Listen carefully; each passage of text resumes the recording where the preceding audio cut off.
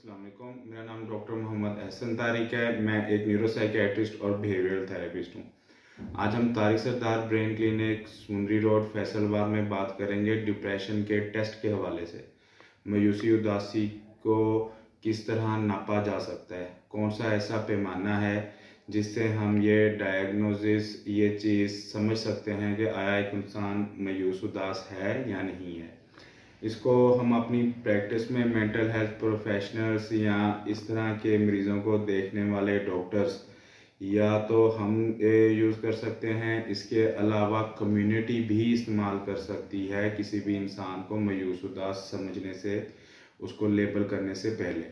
और ख़ास तौर पे हमारे रिसर्च करने वाले स्टूडेंट्स, उनके पास ये एक ऐसा कह लें कि मेजरमेंट टूल है। जिस तरह किसी चीज़ को हम किलोग्राम्स के अंदर नापते हैं एक पत्थर वटा रख के उसके मुकाबले में, इसी तरह डिप्रेशन को नापने के लिए BDI बेक्स डिप्रेशन इन्वेंट्री, ये एक बेक नामी साइंसदान ने 1962 में इन्वेंट किया।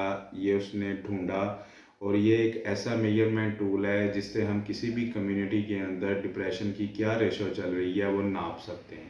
बेक्स डिप्रेशन इन्वेंट्री में उस बंदे ने खुद से रिपोर्ट करना होता है। सेल्फ रिपोर्ट एक क्वेश्चनेयर होता है जिसमें 0 से लेके 3 तक ऑप्शंस दी होती हैं। जो उसको ज़्यादा सूटेबल या अपनी हालत उसके मुताबिक लगती है उसको वो क्लिक कर देता है। इसके अंदर ये चीज़ ख़त्म हो जाती है कि मेंटल हेल्थ प्रोफेशनल की कैपेबिलिटी कितनी है, वो सही तरीके से उस चीज़ को समझ सका, नाप सका, बल्कि इंसान ने खुद पढ़ना है और खुद से रिपोर्ट करना है।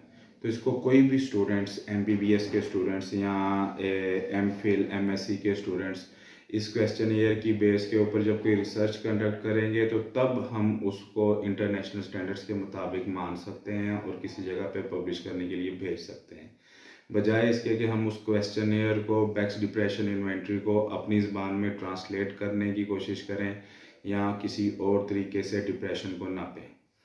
अब बेक्स डिप्रेशन इन्वेंट्री का 21 क्वेश्चंस हैं जो बहुत आसान हैं। 0 से लेके 3 तक हर एक का ग्रेड है। 0 की वजह से 21 के अंदर जवाब 0 भी आ सकता है, 21 भी आ सकता है और 63 भी आ सकता है अगर सबके जवाब 3 हैं। एंड के ऊपर टोटल सम करके हमें अंदाज़ा होगा कि ये डिप्रेशन की किस कैटेगरी में लाई कर रहा है।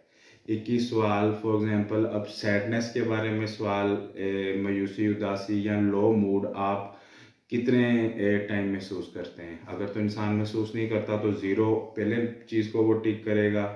दिन के कुछ हिस्से में, ज़्यादा दिन और कुछ महीने या इतना ज़्यादा कि वो उसकी ज़िंदगी के अंदर मसला दरपेश कर रहा है। इस तरह 0, 1, 2, 3 के लिहाज से सैडनेस को, फिर पेसिमिज्म नाउमीदी को, फिर पास्ट फेलियर को, फिर लैक ऑफ इंटरेस्ट को, लैक ऑफ प्लेयर को, लैक ऑफ कंसंट्रेशन को, किसी चीज़ में तवज्जो नहीं बनती, कोई मज़ा नहीं आता या किसी भी फोकस मेंटेन नहीं रहता। इसको 0 से लेके 3 तक एक इंसान कैटेगराइज करते हैं हम और स्कोर देते हैं।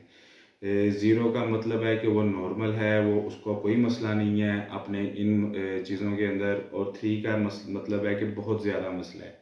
फिर नींद और भूख को, फिर उसके अलावा गिल्ट फीलिंग्स, वर्थलेसनेस, पनिशमेंट की फीलिंग्स इंसान जो खुद को महसूस करता है, फिर फटीग, लैक ऑफ एनर्जी। इस तरह ये 21 चीज़ें हैं जो मायूसी उदासी से रिलेटेड हैं।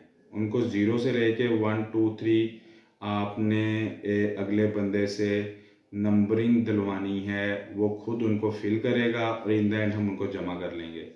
अगर तो जमा करने से स्कोर 1 से 10 तक आता है तो इसका मतलब है कि ये एक नॉर्मल अप्स एंड डाउन्स हैं लाइफ के जो इंसान मेंटेन कर रहा है।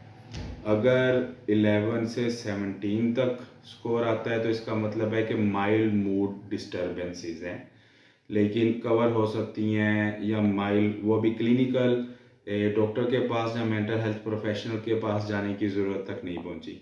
17 से 21 तक का मतलब है कि ये क्लिनिकल डिप्रेशन है, इसके अंदर आपको किसी जगह से ट्रीटमेंट लेनी चाहिए। 21 to 30 का मतलब है कि मॉडरेट, 31 to 40 का मतलब है कि स्वेयर, और अबव दैट इसका मतलब है कि एक्सट्रीम डिप्रेशन है।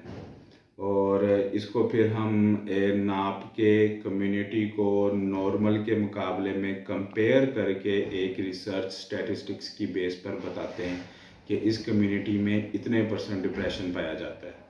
जो अब हम कोशिश करेंगे इंशाल्लाह ताला, ऑलरेडी कर रहे हैं तारिक सरदार ब्रेन क्लिनिक पे अपनी रिसर्च टीम के अंदर इसकी अवेयरनेस देने की, जिसके ऊपर आज हमने बेक्स डिप्रेशन इन्वेंट्री, एक मेजरमेंट टूल, डिप्रेशन को नापने का एक तरीका, इसके ऊपर बात की है। और इसको हम यहीं से नेक्स्ट अपनी रिसर्च मेथडोलॉजी की बात के अंदर कंटिन्यू करेंगे।